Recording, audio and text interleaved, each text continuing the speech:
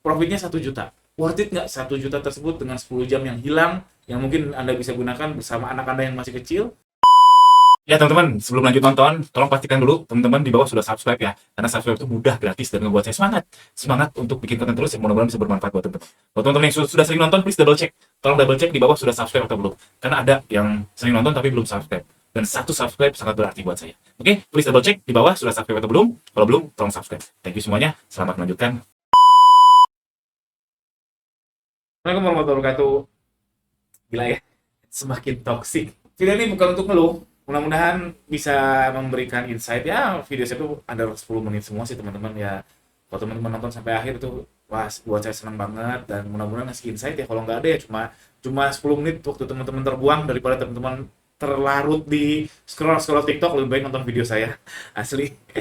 Walaupun teman-teman gak dapat faedahnya dari video ini, tapi dibanding TikTok, mending nonton video saya sih menurut saya. Ya oke lah.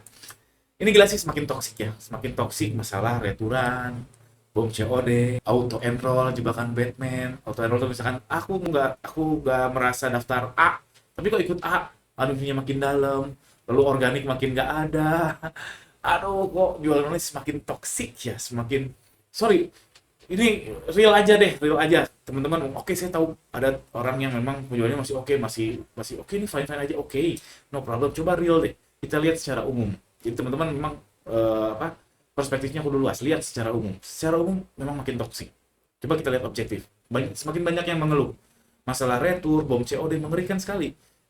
Kirimnya pakai hati, pakai cinta, produksinya pakai air mata, pakai darah. Nyampe sana kita dikadalin, ditipu. Dan mending kalau kita komplainnya mudah. Setahu saya komplainnya susah. Bandingnya susah. Itu di TikTok ya. Kalau saya nggak jual di TikTok. Sedengar-dengar saya katanya kalau banding di TikTok gak semudah di Shopee deh. Jadi ada titik tertentu kita harus bohong dulu, dalam tanda kutip bohongnya pakai bikin video. Aduh maaf, bikin video palsu bohongan. Nah ini boleh nggak nih? Silahkan tanya Pak Ustadz deh. Ini di kezoliman ini bohong. Makanya jadi toksik kan. Kita harus bohong untuk memperjuangkan hak kita, gara-gara kita tuh ngirimnya bener. Para seller ngirimnya bener. Saya rasa jarang lah seller yang penipuan, dan harusnya kelihatan kali ya kalau seller penipuan tuh dari ulasan, dan mudah banget dideteksi pakai AI-nya TikTok atau Shopee daripada buyer yang penipuan. Jadi aduh ya, makin toksik. Dan nggak tahu ya, seakal bodoh saya, dengan zaman AI sekarang akan lebih mudah mendeteksi buyer yang bohongan daripada seller yang bohongan. Jadi ya, harusnya at least 50-50 lah, platform sama terhadap buyer dan seller tuh at least 50-50. Jangan terlalu jangan terlalu buyer banget yang diutamakan, mulai dari vouchernya dan sebagainya. Belum lagi soal keberpihakan atas banding. Menurut saya kalau lihat aja history sellernya, harusnya kalau history sellernya oke, dan ada buyer yang belum ada history sama sekali, harusnya keberpihakan platform itu kepada seller. Karena kan ya gampang, itu data sederhana. Faktanya ya ya gitu deh. Ternyata banyak seller yang bandingnya tidak lolos, kalah, padahal udah ngirim ratusan ribu paket bahkan.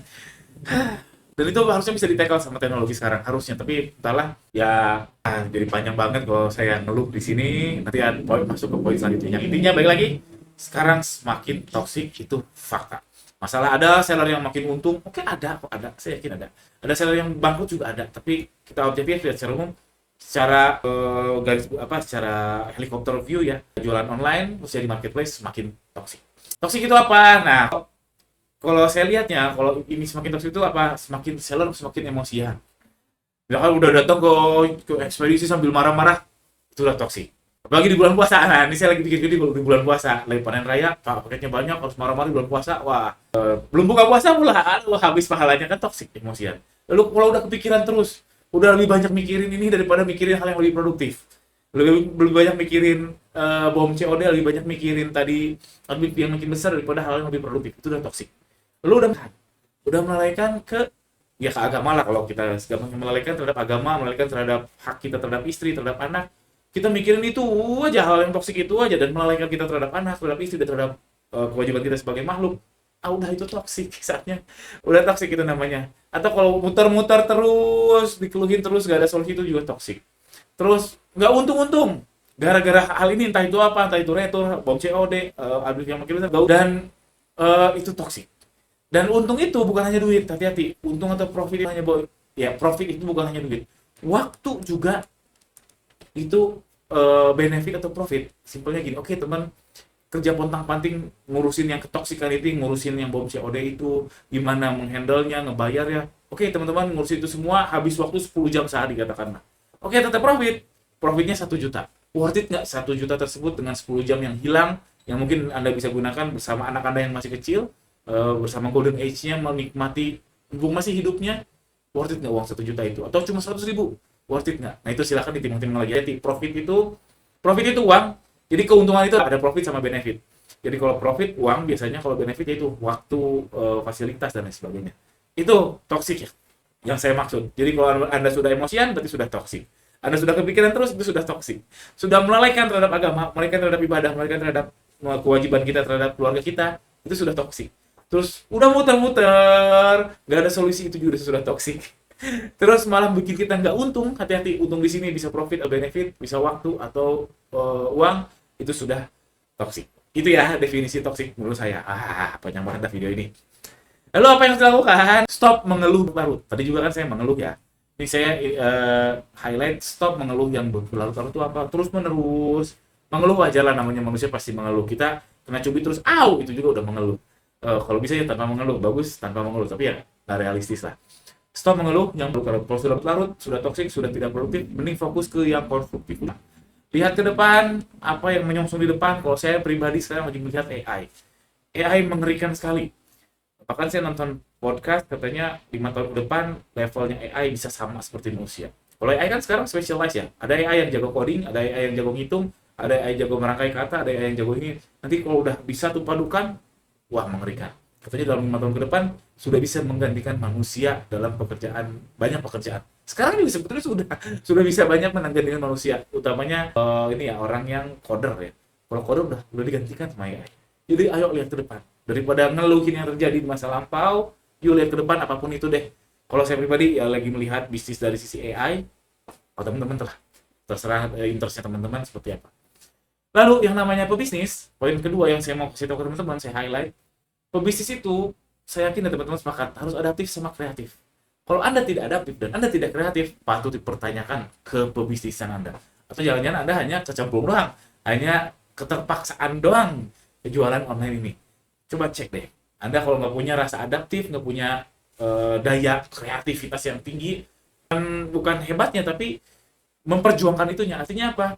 Kalau Anda paham Anda adalah pebisnis, Anda harus adaptif, Anda harus kreatif. Artinya Anda harus matanya, terbuka pikirannya, open mindset-nya terhadap peluang baru, atau ikuti aturan main. Lihat peluang baru, ya peluang baru boleh tetap di marketplace, atau kalau nggak mau lihat peluang baru, ya udah ikuti aturan main, take it or leave it. Kalian nggak perlu, toh Anda juga makan dari situ kan, Anda makan dari Shopee, Anda makan dari TikTok. Kalau Anda ngeluh terus, itu udah toksik banget. Dan Anda harus adaptif, Anda harus kreatif. Jadi kalau mau Anda cari peluang baru, ya ikuti aturan main dengan yang kreatif Anda, dengan adaptif Anda, dengan senggol-senggol dengan aturan yang baru, dan sehingga Anda masih profit. Atau dua-duanya. Kalau saya dua-duanya, saya tetap jualan di Shopee, insya Allah. Karena bagi saya jualan di Shopee, apalagi jualan produk Thailand bersama sindikat dropship, itu mudah. Karena ada partnership-nya, kita bisa jualan bareng, dan jualan produk Thailand itu nggak price sensitif. Dan yang kedua, saya memang lagi serius banget mencari peluang baru, khususnya dari dunia AI. Itu aja teman-teman video ini. Mudah-mudahan ada manfaatnya ya. Yang kita bisa bilang di awal, mungkin nggak ada manfaatnya, karena ini cuma ngeluh doang, sama yang terlintas di pikiran aja. Tapi mudah-mudahan, tapi seharusnya saya cukup yakin ini lebih berfaedah daripada teman-teman larut dalam scrolling TikTok ya 10 menit. Karena video saya insya Allah ya rata-rata kuat 10 menit. Sekian, jangan lupa subscribe. Assalamualaikum warahmatullahi wabarakatuh.